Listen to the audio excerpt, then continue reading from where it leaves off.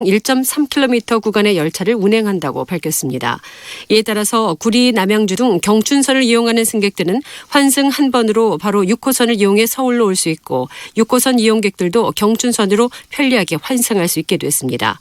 신대행 열차는 평일을 기준으로 출퇴근 시간대에는 16분, 그 이외의 시간대에는 21분 간격으로 운행됩니다. 주말에는 시간대와 관계없이 24분 간격으로 운행됩니다. 오늘은 전국이 점차 흐려져서 수도권과 강원도, 충남의 북부 지역에는 밤부터 비가 오겠습니다. 내일 새벽에는 그밖에 충청과 전북, 경북 북부 지역에도 비가 오고 내일 아침에는 비가 대부분 그칠 것으로 보입니다. 내일 아침 기온은 서울이 영하 2도 등 전국이 영하 4도에서 영상 6도의 분포 보이겠습니다. KBS 1라디오 3시 뉴스를 마칩니다. 지금까지 아나운서 김성훈이었습니다. KBS.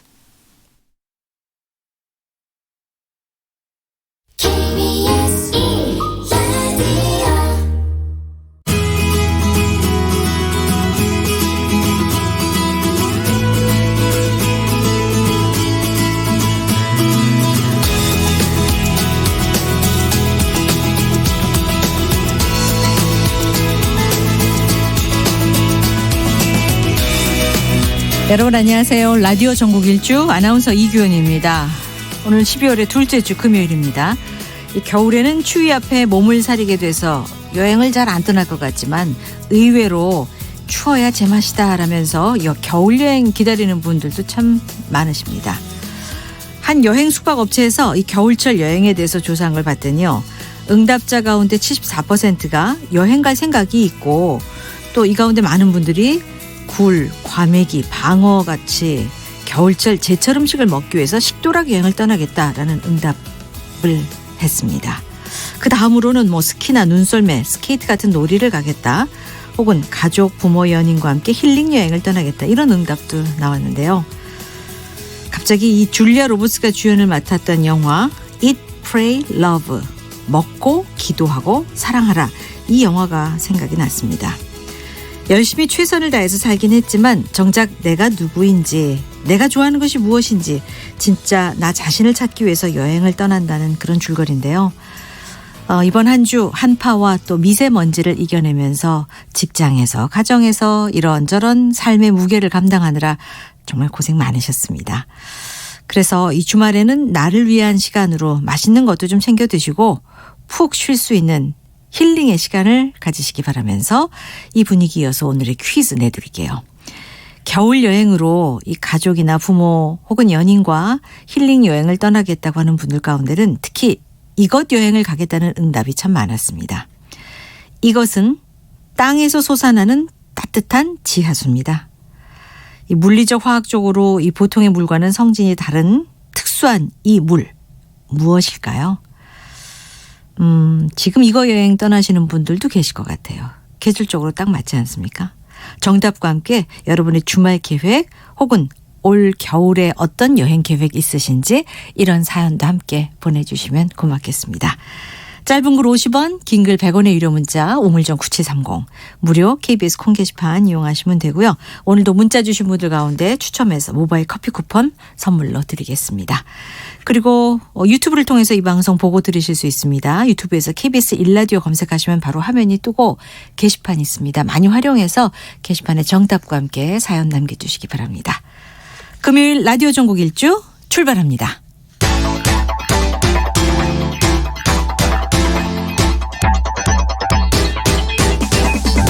대한민국 구석구석 동네방네 이모저모 전국이 가까워지는 시간 KBS 1라디오 라디오 전국 일주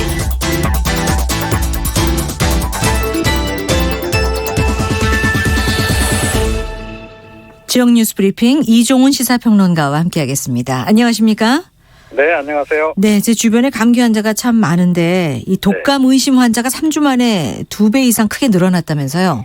네, 그렇습니다. 이 질병관리본부 이제 통계에 따르면요. 그러니까 외래 환자 1000명당 의사 환자가 11월 17일, 23일 사이에는 9.7명 정도였는데요. 지금 12월 1일, 7일 사이에는 19.5명으로 3주 사이에 2배 가까이 이제 증가를 한 겁니다. 독감 의심 증세를 보이는 환자가요? 네, 그렇습니다. 그리고 이제 연령대별로 보면 그러니까 7살에서 12살 사이, 그 이제 비율이 가장 높다 그러고요. 예. 아무래도 이 학생들 집단 생활을 하기 때문에 그렇죠. 많이 이렇게 전파가 되는 것으로 이렇게 지금 파악이 되고 있습니다. 그래서 질병관리본부 쪽에서는 지금 독감 예방 접종 가능한 한 미접종자는 이른 시일 내에 좀 받았으면 좋겠다 이런 이제 얘기를 하고 있고요. 예. 특히 이제 독감에 걸리면 또 합병증 발생 위험이 큰 분들이 있잖아요. 네. 임신부라든가 또 좀 고연령대, 어르신들. 예. 또 어린이들.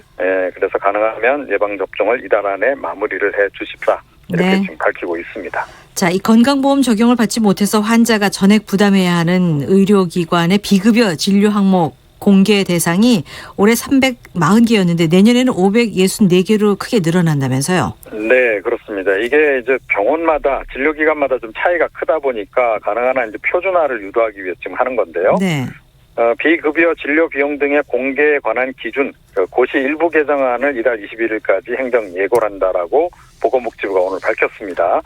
이 개정안에 따르면 전체 병원급 이상 의료기관을 대상으로 한 그 비급여 진료 비용 등 이 현황조사 분석 결과 항목이 이제 340개에서 내년부터는 이제 564개로 한 65.9%가량 이제 증가를 이제 하는 거로 이렇게 나타났고요. 네. 아무래도 좀 많이 이용되고 있고 또 비용이 비싼 그리고 이제 사회적 관심도가 높은 기관지 내시경 초음파라든가 뭐 비침습적 무통증 신호요법, 뭐 자율신경계 검사 이런 것들이 다 이제 추가가 될 예정이라 그럽니다. 네. 이렇게 되면 지금 이제 이런 이제 그 진료 같은 경우에는 워낙 이제 격차가 크다 그럽니다. 그래서 네.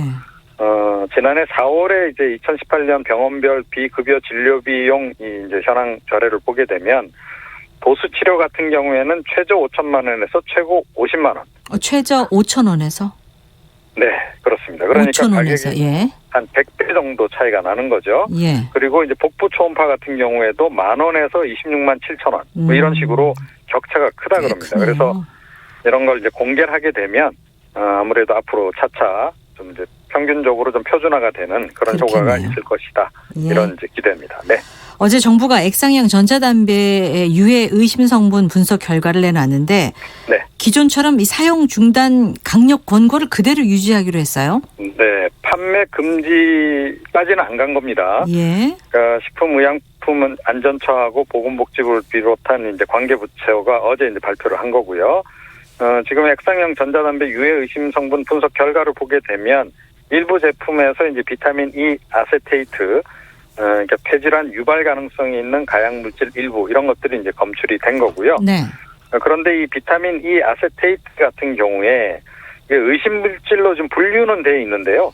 미국 보건당국에서도 아직 원인은 지금 확실하게 찾지를 못해서 네. 이게 뭐 딱 폐손상을 유발한다라고 확정을 할 수 있는 단계는 아니라는 겁니다. 네. 자, 그래서 이제 우리 질병관리본부 쪽에서도 이 유해성 연구를 내년 상반기까지 진행을 지금 해서 그 결과를 본 다음에 최종적으로 어떻게 할지를 예. 결정을 할 것으로 보이고요. 일단 그때까지는 그 사용 중단 강력 권고 예. 이거를 이제 지난달에 발표한 그 기조대로 그대로 유지하기로 당분간 했죠.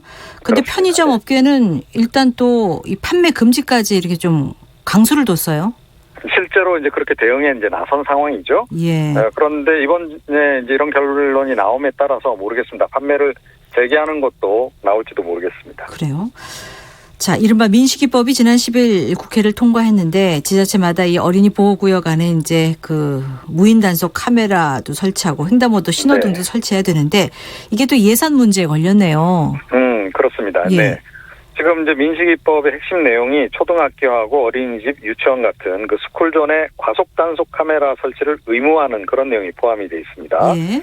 그리고 이제 사망사고 발생하면 가중처벌하는 거 이제 이거 역시 이제 거기 포함이 돼 있는 건데요. 이에 따라서 행정안전부가 내년에 일단 전국에 이 단속 카메라 한 1,500대, 그다음에 횡단보도 신호등 2,200개를 이제 새로 설치를 하겠다라고 지금 밝혔는데요. 네. 예산이 한 1,000억 원 정도 들어간답니다. 그래서 단속 카메라 설치비가 한 315억 원 정도 되고 횡단보도 신호비 설치비도 한 685억 원 정도 되는데 네. 그런데 이게 이제 정부 예산하고 지자체가 5대5 비율로 예산을 이제 반분해서 부담한다는 겁니다. 그래서 지자체도 그만큼 예산 확보를 좀 더 해야 되는 상황이고요. 예. 거기에 더해서 지자체들도 지금 자체적으로 지금 뭐 학교가 워낙 많기 때문에 네. 거기 이제 자체 설치 계획을 이제 수립을 하고 있는데 뭐 대략 보니까 한 몇백억씩 이렇게 다 지금 예산이 필요하더라고요. 네. 그런데 이게 뭐 지자체로서는 좀 단기간에 마련하는 게 쉽지는 부담이 않아서 되겠네요. 예. 아무래도 이것도 역시 좀 몇 년에 걸쳐서 단계적으로 설치가 지금 이루어질 것으로 이렇게 그래요. 예상이 되고 있습니다. 그래도 우리 아이들의 안전을 위한 것인데 그 어느 우선 항목보다도 더 우선적으로 좀 예산을 배정했으면 하는 바람입니다. 네. 자, 경기도 광주시에서 있었던 일인데 배차 시간이 늦어지면서 이 승객과 운전기사 사이에 문제가 생기면서 운행이 중단되는 소동까지 있었다면서요? 네, 그렇습니다. 경기도 광주시 한 정류장에서 이제 발생한 거고요. 어제 버스가 이제 좀 늦게 도착을 했다고 합니다. 그 인근 지역에 아마 공사가 있었던 것 같고, 네. 그것 때문에 이제 늦게 도착을 했는데, 승객들은 이제 이 배차 시간 안 지킨다. 이렇게 해서 이제 화가 나신 거죠. 그래서 이제 여러분이 이제 계속 이제 버스를 타면서 불만을 이제 기사분에게 이제 토로를 한 거고, 급기야 어떤 남성 승객이 그 기사분이 이제 여성분이신데, 예. 뭐 신고하겠다. 뭐 시간 안 지키면 뭐 이제 그렇게 하겠다라고 이제 계속 또 욕을 또 하셨던 것 같아요. 네. 그래서 이 여성 기사분께서 이제 뭐 좀 울기도 하시고 운전을 또 멈추는 바람에 다른 버스로 또 갈아타야 하는 일이 벌어졌고요. 그 이후에 이제 그 해당 그 버스 업체 측에서 기사들의 의견을 좀 수렴을 해봤답니다. 네. 그래서 이제 다음 달 11일부터 이 정류장에서 이제 정차하지 않겠다 해서 이제 안내문을 올렸는데 이제 그러니까 또 그 지역 주민들이 또 그 안내문을 또 그 이제 인터넷에 올리고 네. 또 아무래도 불편하지 않겠습니까? 그래서 그렇죠. 이제 그런 불편 사항에 대해서 이제 호소를 하고 이런 상황이 이제 벌어진 그런 그 상황인데요. 버스 회사 측은 이 정류장이 애초부터 좀 이제 그 초등학교 앞이고 굉장히 위험하고 길도 좁고 언덕의 위치에 있고 그래서 뭐 워낙은 운행을 안 하려고 했던 곳이라 그럽니다. 네. 그런데 광주시 측에서 이제 요청도 하고 그래서 이제 협의하에 이제 개설을 했던 건데요. 지금 이번 일이 있어서 지금 업체 측에서는 이제 뭐 운행 안 하겠다라고 네. 이야기를 하고 있는데 광주시가 좀 개입을 해서 그러게 말입니다. 좀 잘 좀 절충안을 풀어줘야죠. 찾아야 할 것 같습니다. 예. 네. 강원도 태백시가 내년 1월부터 응급 환자가 지역 의료기관에서 다른 지역 종합병원이나 또 상급 종합병원으로 이송되는 경우 응급 차량의 그 이송 경비를 지원하기로 했다면서요? 네, 그렇습니다. 이 태백시 응급 환자 이송 지원에 관한 조례를 이제 최근 제정했다는 거고요. 네. 이제 해당이 되시는 분들은 태백시에 주민등록을 둔 분하고 관내 90일 이상 이제 초과 거주한 외국인 가족에 이제 포함이 되는 겁니다. 예. 역시 이제 아무래도 이제 급한 일 때 이제 이런 이것을 이용하게 되는데 그렇죠. 그 비용을 이제 갑자기 조달하기 어려운 경우도 없잖아 있죠. 네. 이 절차는 이제 응급 환자하고 가족, 응급 환자의 위임을 받은 차량 운송 사업자가 태백시 보건소로 신청을 해서 지원금을 지급받는 그런 식으로 운영을 할 계획이라고 합니다. 네, 소식 고맙습니다. 네. 이종훈 시사평론가였습니다.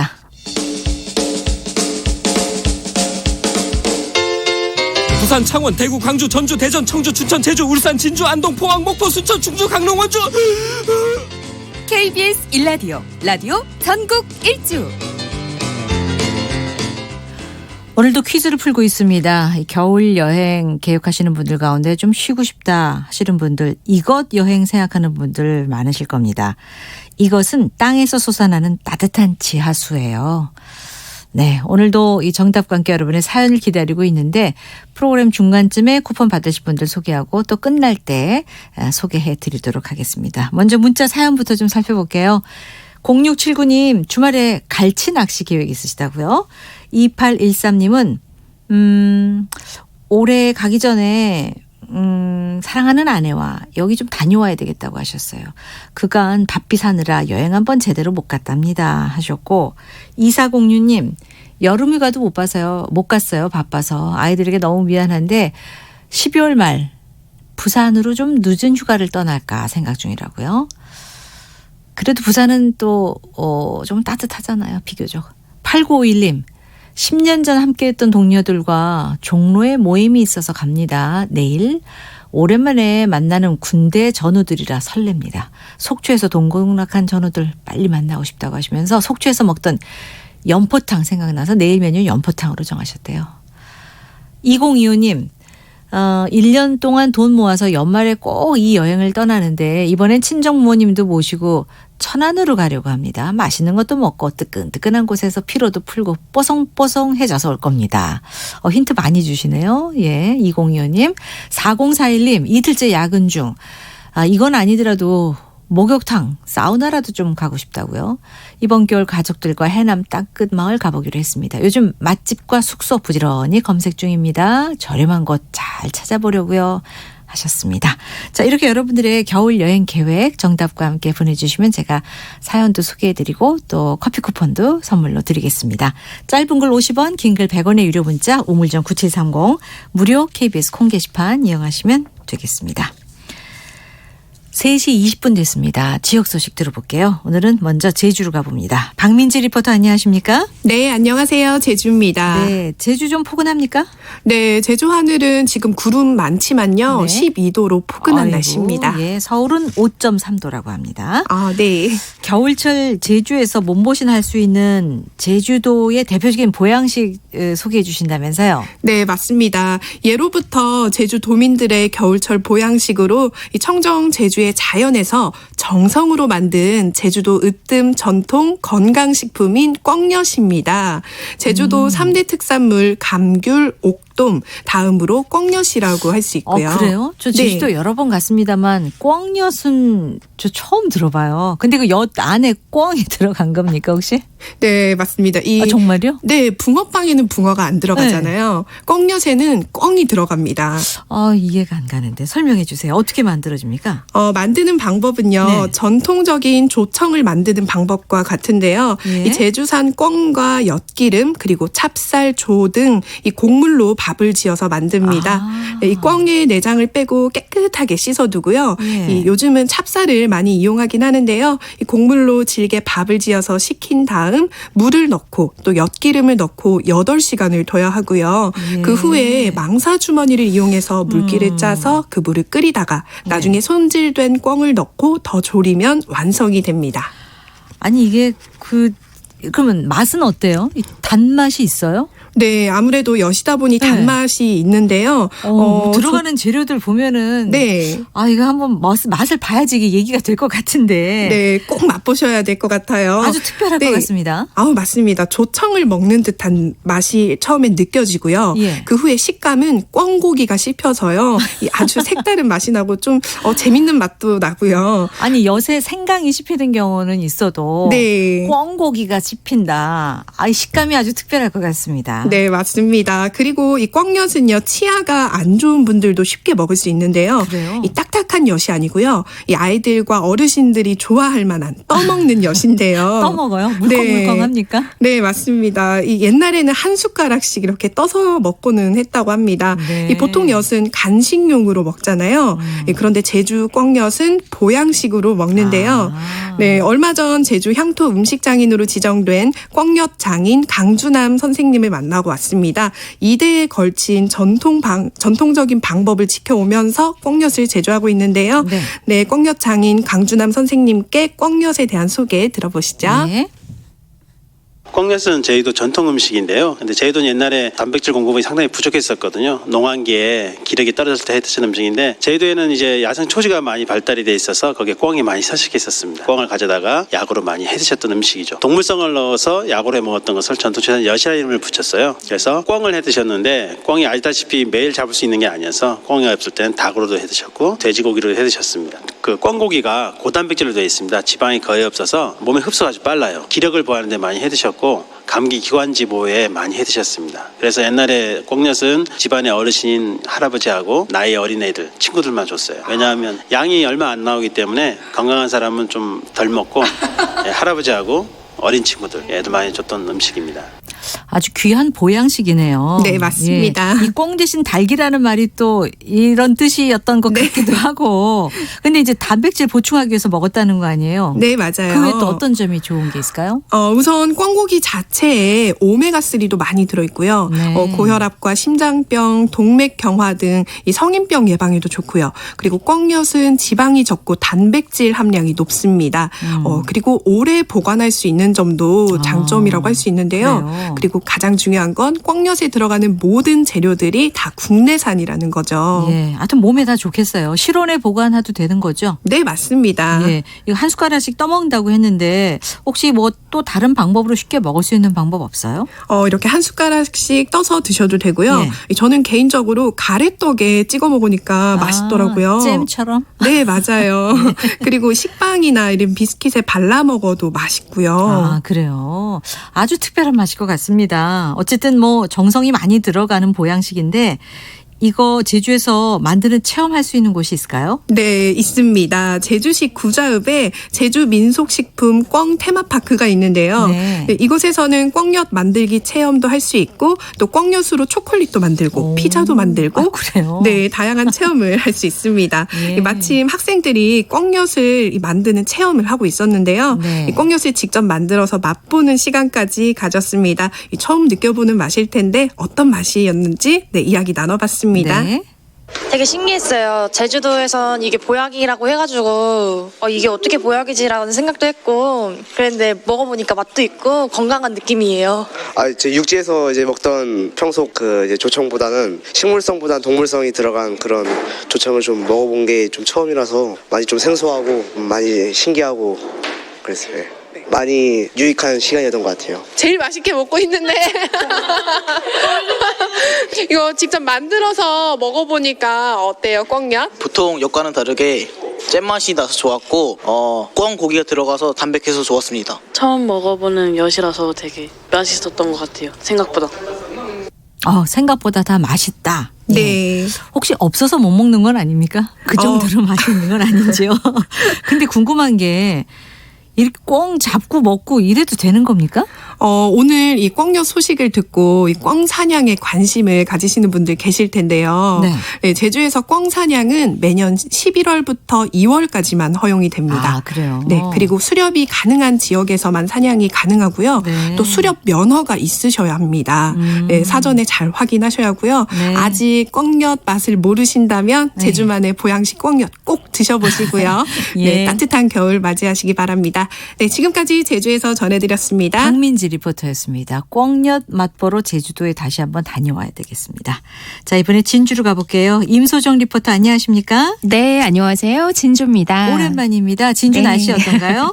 진주 현재 기온 9도를 가리키고 있는데요. 네. 한 자릿수의 기온이긴 하지만 생각보다 크게 춥지는 않습니다. 이 공기도 깨끗해서 바깥 활동하기 괜찮은 날씨 보이고 있네요. 예, 오늘은 함양에서 한과 작업하는 분들 직접 만나고 오셨다면서요? 네. 이 한과는 우리의 전통 과자인데요. 옛날 우리 조상들은 언제부터 과자를 먹기 시작했을까요? 궁금하지 않으세요? 뭐 옛날에도 과자는 있었죠. 네. 군것질거리도 있었을 것 같은데 어쨌든 좀 오래되지 않았을까요? 맞아요. 이 찾아봤더니 한과에 대한 기록이 삼국유사의 김유신전에 나와 있다고 합니다. 삼국유사에? 네. 이렇게 오래전부터 함께한 한과, 지금도 그 전통을 이어가고자 땀 흘리는 분들이 있는데요. 함양군 지곡면 개평 한옥마을에서는 겨울철 농한기를 맞아 맛있는 한과 만들기 작업이 한창입니다.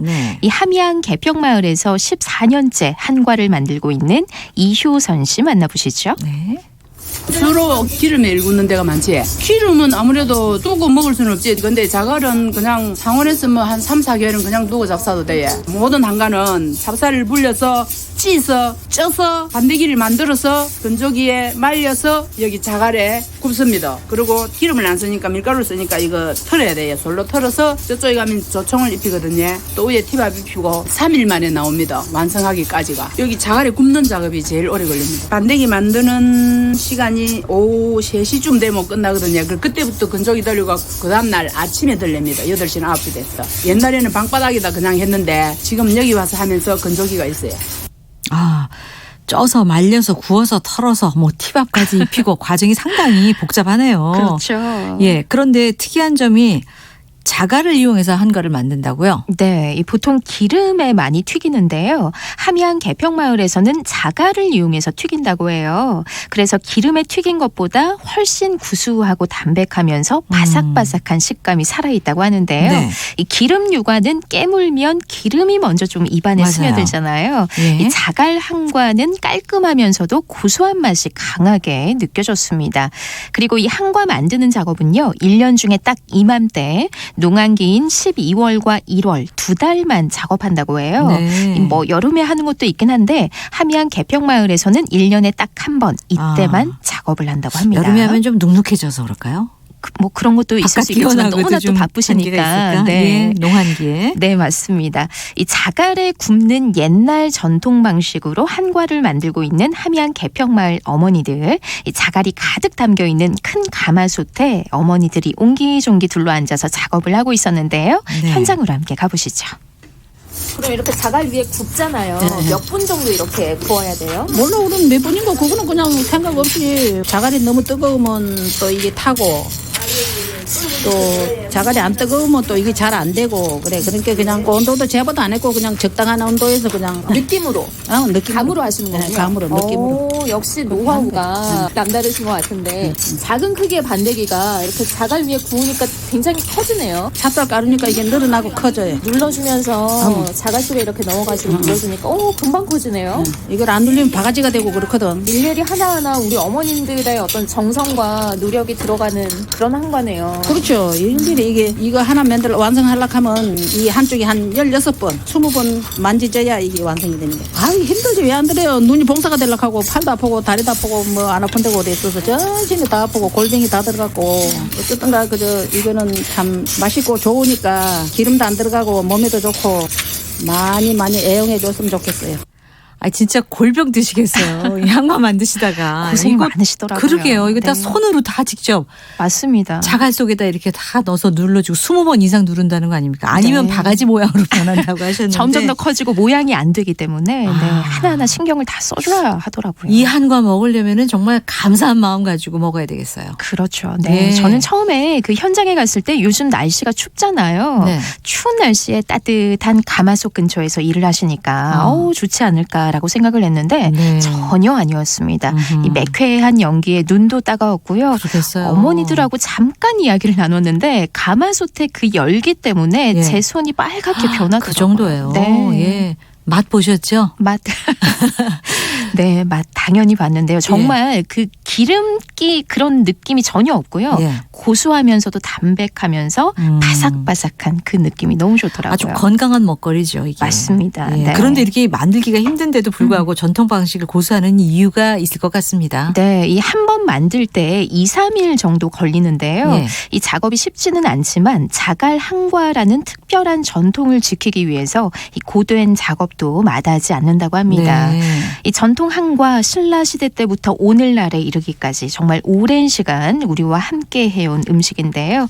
작업 과정이 복잡하다 보니까 만드는 사람도 점점 줄고 있습니다. 이 전통 음식을 계승하기 위한 교육이 좀 꾸준히 진행이 돼서요. 전통식품의 가치를 많은 사람들이 깨닫는 그런 계기들이 좀 많이 마련됐으면 좋겠습니다. 이렇게 많은 정성이 들어간 고소하면서도 달콤한 우리 한과 수정과나 식혜, 커피와 먹어도 맛있다고 하니까요. 이 추운 겨울에 전통 음식 한과로 옛 추억 떠올려 보시면 좋을 것 같아요.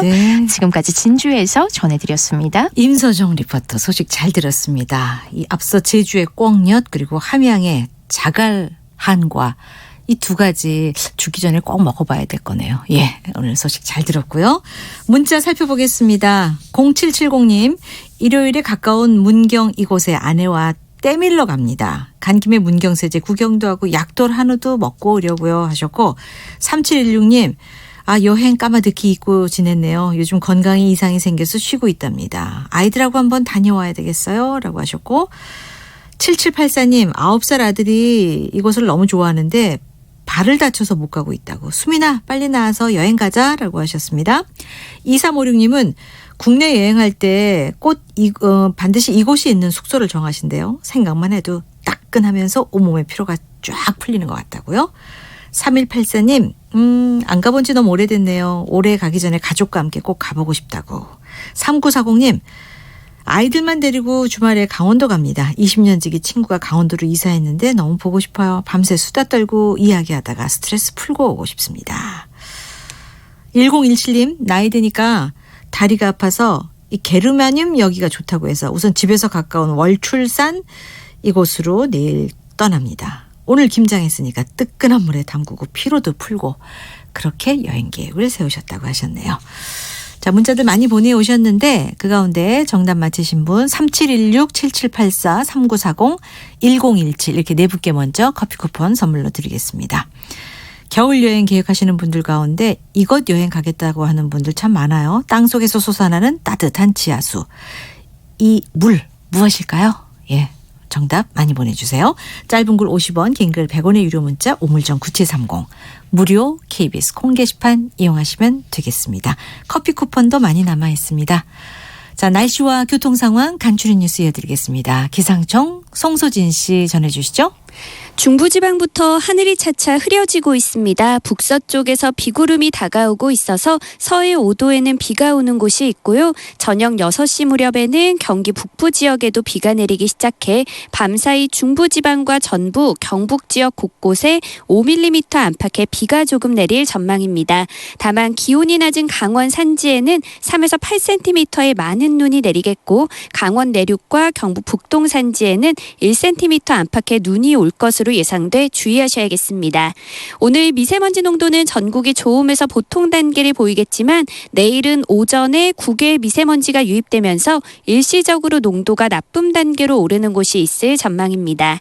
지금 기온이 어제 이 시각보다 1도에서 5도 정도 오르면서 평년 기온을 회복했습니다. 주말 동안에도 예년 이맘때 기온을 보이면서 크게 춥지 않겠고요. 내일 아침부터 주말 동안 대체로 맑을 전망입니다. 현재 서울의 기온은 5.4도입니다. 날씨 정보였습니다. 이어서 이 시각 교통 상황을 KBS 교통정보센터 김은아 씨가 전해드립니다.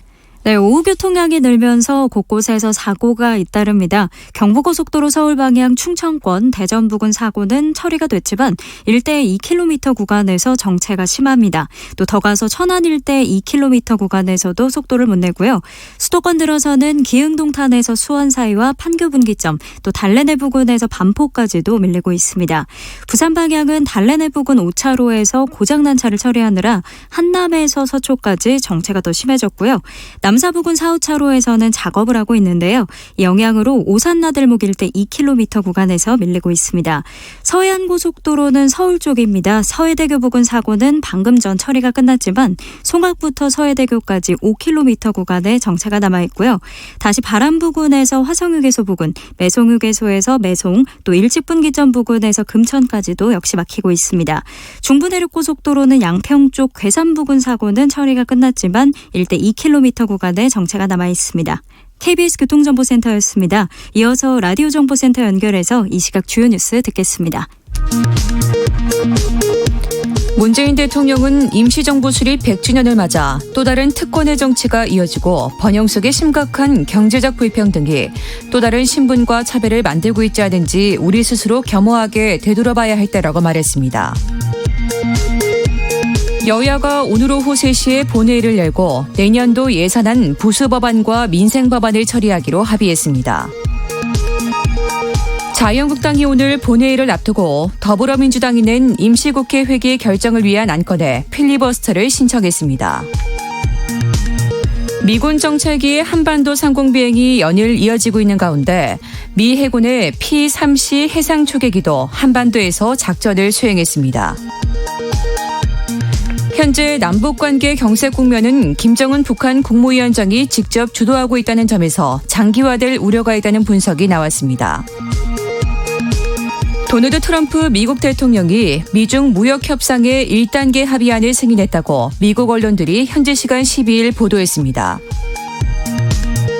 산업통상자원부는 오늘 지난달 국내 자동차 산업 실적을 분석한 결과 지난해 같은 달에 비해 생산은 11.3%, 내수는 1.3%, 수출은 8.6% 각각 감소한 것으로 잠정 집계됐다고 밝혔습니다. 지금까지 헤드라인 뉴스 정원나였습니다.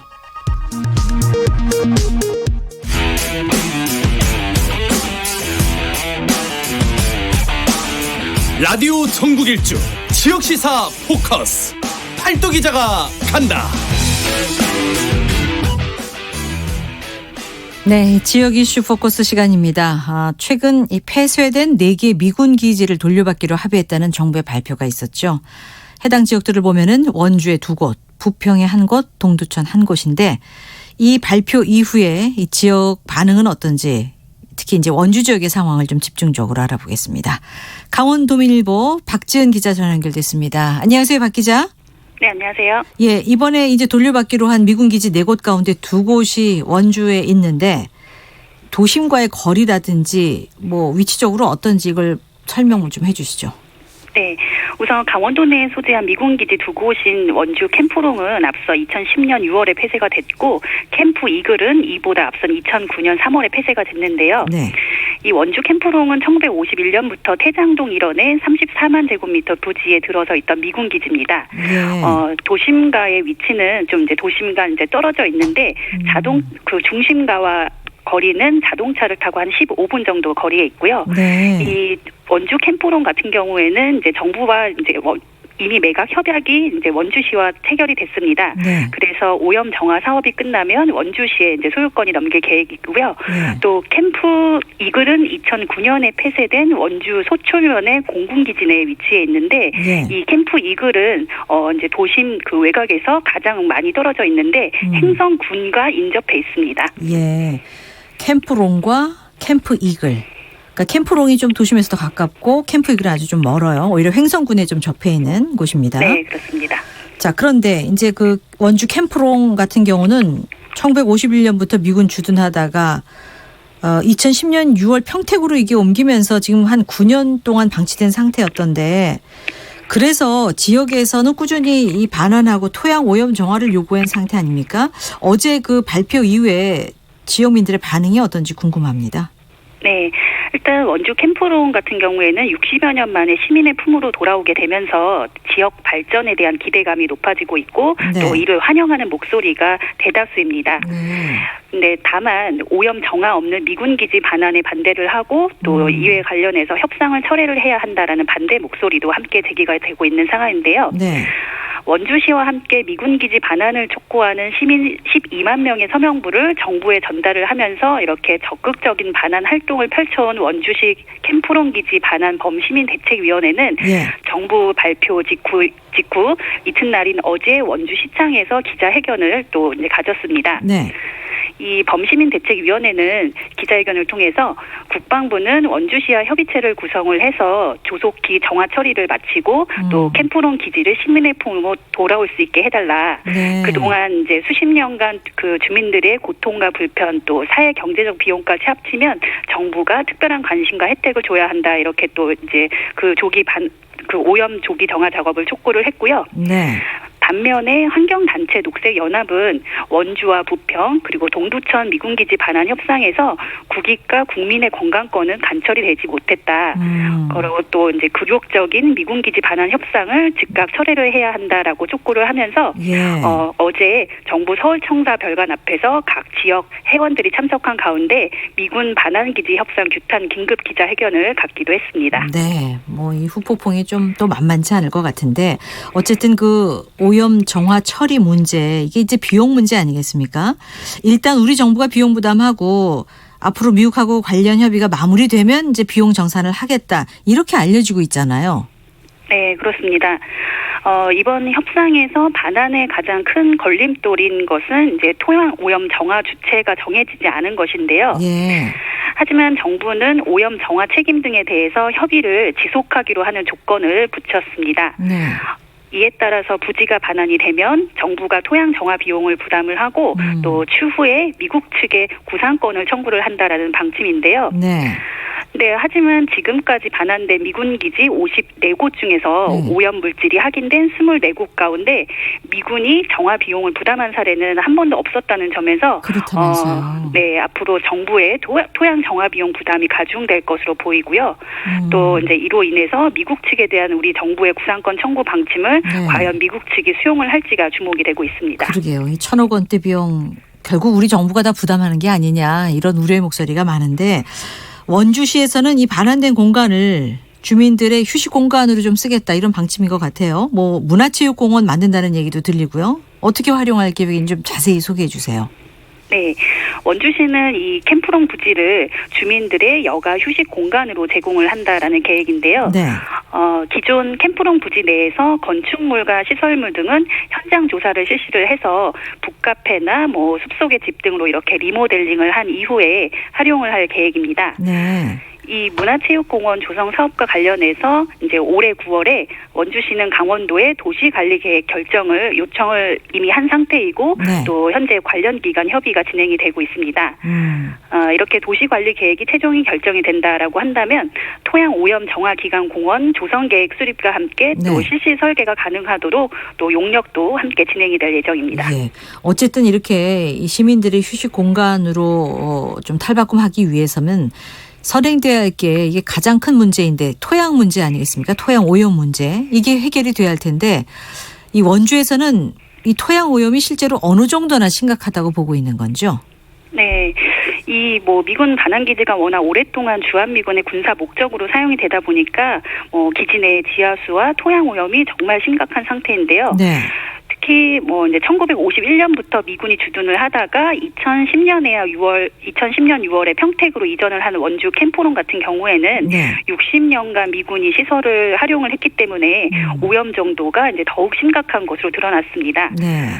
이 같은 오염 정도를 이제 볼 수 있는 보고서가 공개가 됐었는데요. 네. 그 주한 미군 공여지 주변 지역 토양 지하수 오염 평가 보고서입니다. 네.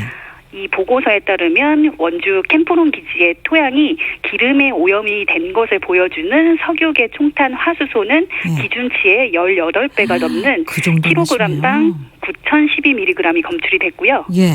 네, 또 발암 물질인 벤젠이나 뭐 카드뮴, 또 아연 등도 기준치를 초과한 것으로 확인이 됐습니다. 아하. 그리고 더욱이 뭐 이 캠프롱 부지에서는 지난 2001년에 기름 유출 사건도 발생을 했었고요. 네. 그리고 이 캠프롱 기지 같은 경우에는 2010년에 평택으로 이전을 할 당시에 네. 이 같은 뭐 오염 사실이 수차례 확인이 됐음에도 불구하고 미군 측이 정화 책임을 이제 계속적으로 미루면서 반환 절차가 장기간 지연이 됐던 사안입니다. 예, 아유 우리 땅 이렇게 오염시켜 놓고 그 처리도 안 하고 비용도 지불하지 않는다는 거 이해할 수 없는 사람들 너무 많을 것 같습니다. 특히 이 오염이 또 확산되지는 않을까 그 걱정도 크거든요. 이 문제는 사실 뭐 정부 차원에서 대책이 나와야 되겠지만 원주시는 어떤 입장입니까? 네. 일단 그 정부는 원주 캠프롱과 캠프 이글을 포함한 반환된 4개 미군 기지의 오염 정화 비용만 1,100억 원으로 이제 잠정 추산을 했는데요. 네, 하지만 뭐 기지 내 유류나 중금속으로 인한 토양 오염이 뭐 빗물에 유입되거나 이렇게 한다면 매년 평균 7%씩 확산되는 상황에서 오염 정화 비용은 더욱 급증할 것으로 전망이 되고 있습니다. 예.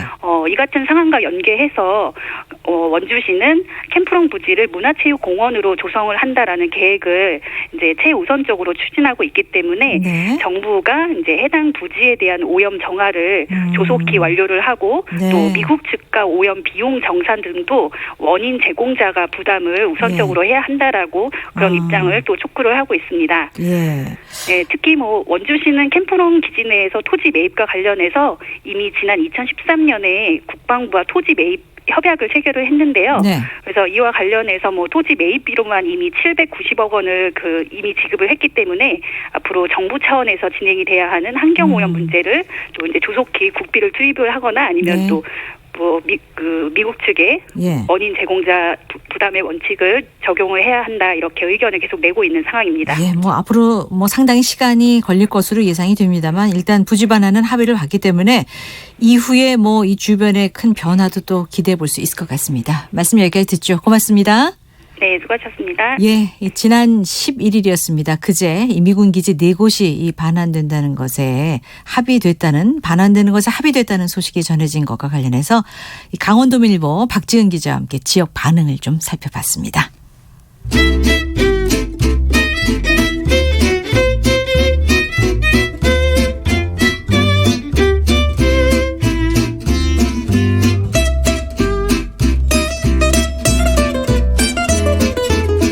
네, 매주 금요일에는 서울의 생생한 현장 소식 전해드리고 있습니다. 화재 현장 서울에 이런 곳이 오늘도 곽자연 리포터와 함께하겠습니다. 어서 오세요. 네, 안녕하세요. 오늘은 어떤 곳으로 떠나볼까요? 오늘은요, 예. 제가 서울도서관에서 특별한 전시가 열리고 있어서 다녀왔습니다. 예, 서울도서관 그 시청 앞에. 네, 맞습니다. 예. 시청 바로 앞에 있는 건데 바로 북한을 더욱 자세하고 친근하게 알아갈 수 있는 함께 놀자 동무야 특별 기획 전시인데요. 네. 평화 통일을 미리 준비할 수 있는 아주 좋은 기회더라고요. 네.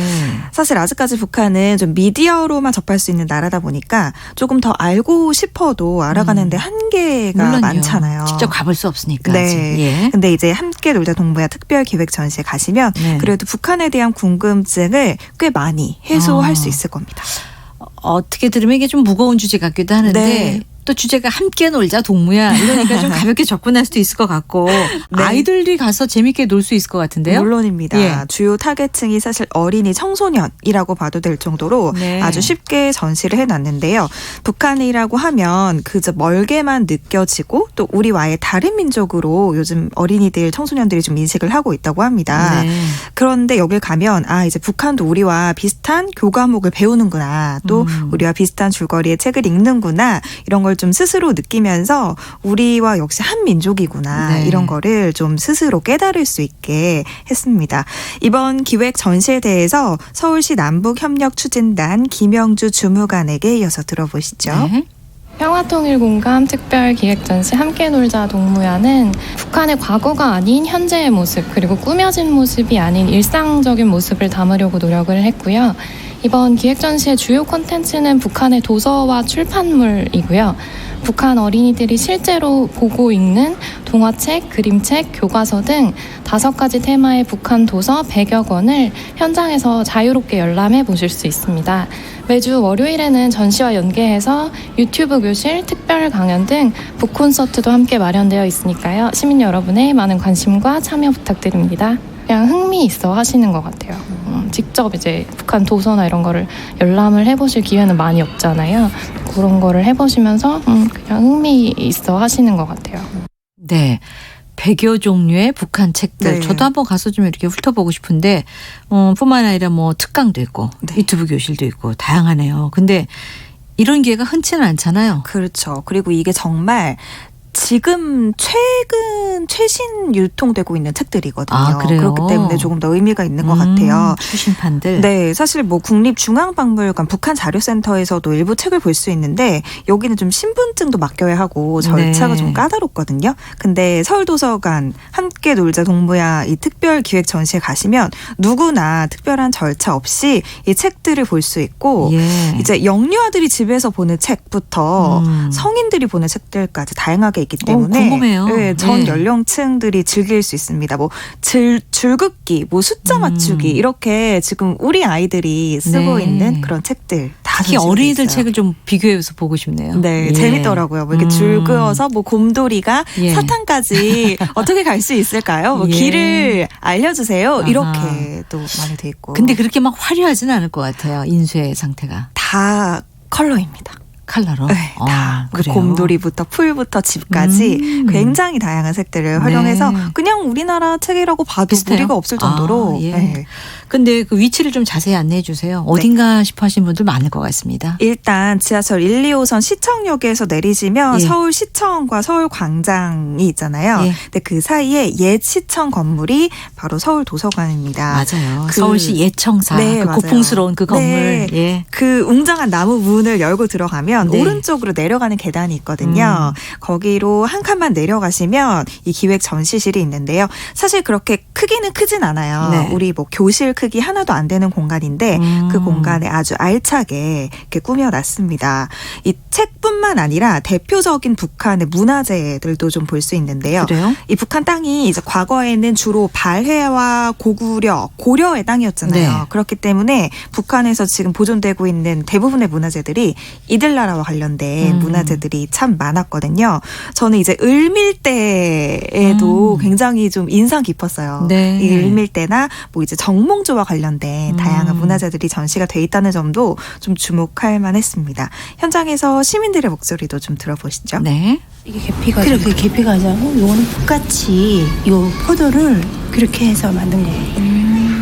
이름이 너무 정겹다. 팥소 바삭과자. 북한에 인기 있는 과자와 빵이라는 제과 관련 레시피북인가 봐요. 근데 이름이 너무 정겨워요. 들쭉 초콜릿 단설기. 그럼요, 새롭죠. 우리가 쉽게 접해보지 않는 그런 것들이 많이 전시되어 있어서 다양하게 동선도 잘 만들어져 있고 뭐든지 아차하게 좀 잘 만들어진 것 같아요. 우리가 유적이라 그러면은 깊이 알지 못한 부분을 잘 설명해 주어갖고 좀 이해가 많이 됐던 것 같아요. 얼밀대나 대동문 뭐 이런 부분이 우리가 이렇게 알고 있는 부분이지만 그 세 분의 역을 우리 잘 모르고 지내잖아요. 그런 부분이 얘기 오니까 자세히 어떻게 진행됐고 그 문화재가 유지가 돼 있었는지 그런 걸 잘 이해할 수 있어서 좋네요. 북한하고 분단된 지 오래돼서 되게 문화가 많이 다를 줄 알았는데 생각보다 비슷한 점도 많고 사용하는 그런 물건들도 다 비슷한 것 같아서 최대한 빨리 통일해야 되지 않을까, 멀어지지 않으려는 생각이 들었어요. 빨리 통일이 됐으면 좋겠다. 네. 이 전시회 다녀와서 또 느낀 점이 뭔가 이렇게 이런 걸 통해서 동질성을 서로 회복해 나가면 맞습니다. 또 앞당겨지지 않겠습니까? 아무래도 그런데 그 과자 이름들 들어보니까 이름만으로도 어떤 맛일지 알 것 같아요. 맞아요. 북한은 이제 순 우리말을 많이 쓰기 때문에 참 그 이름들이 정겹네요, 저는. 그렇죠. 그런 의견들이 실제로도 굉장히 많았습니다. 보고 이게 무슨 맛인지 알 것 같다. 그러니까요. 이런 느낌이 드니까요. 과자도 실제로 볼 수 있어서 참 재미있었고요. 네. 그리고 또 육아나 태교 관련된 책도 있더라고요. 예. 또 북한에서도 역시 부모들이 이렇게 아기를 만나기 위해서 미리 준비하는구나. 이런 것도 좀 새삼 느낄 수 있었고요. 네. 또 평양과 같은 이제 도시를 좀 볼 수 있도록 네. 사진 전시도 돼 있었고 동물원 이런 것도 좀 전시가 돼 있다 보니까 네. 참 재미있더라고요. 또 가실 것 같은데요. 재밌어서. 운영 시간은 어떻게 됩니까? 이게 계속하는 건 아니고요. 12월 29일 일요일까지 그래요? 진행이 됩니다. 특별 전시회니까. 네. 그래서 매주 월요일과 크리스마스는 휴관이고요. 네. 오전 9시부터 오후 6시까지 들릴 수가 있는데요. 앞서 들으셨듯이 다음 주 16일 그리고 그 다음 주 23일 월요일에는 북콘서트가 진행이 되거든요. 네. 이 전시 대신 북콘서트 좀 즐겨보시는 것도 좋겠는데 오전 10시 30분부터 1시간 동안 16일에는 유튜브 구독자 27만 명이 있는 유튜브 소희짱이 함께 만드는 유튜브 교실이라는 제목으로 강의를 하고요. 또 23일 월요일에는 외국인 신분, 우리나라 사람인데 이제 외국인 신분으로 평양에 다녀온 정재현 작가가 우리가 몰랐던 북한의 이야기를 들려줄 예정이니까 한번 시간 내서 가보시면 많은 정보들 얻을 수 있을 겁니다. 강연도 듣고 또 체험 프로그램도 참여할 수 있는 곳입니다. 오늘 소식 잘 들었습니다. 고맙습니다. 감사합니다. 곽자연 리포터였습니다. 자, 오늘 퀴즈의 정답은 바로 온천이었습니다. 정답 많이 보내주셨고요. 그 가운데 8505님 어르신들께는 다른 어떤 것보다 이 온천 있는 곳으로 여행 보내드리는 게 제일 좋습니다 하셨고, 최명희 씨 저희 어머니 예전에 온천으로 신혼여행을 다녀오셨답니다. 그리고 6890님 처음으로 스키장 갑니다. 늘 썰매만 타던 막내가 벌써 9살이 돼서 올해 스키장 가자고 노래를 부르네요 라고 하시면서 처음 문자 주셨습니다. 자, 사연 다 소개해드리지 못하는 점 여러분 양해해 주시고요. 6315, 8505, 6890님 이 세 분께도 커피 쿠폰 드리겠습니다. 또 저희가 개별 연락도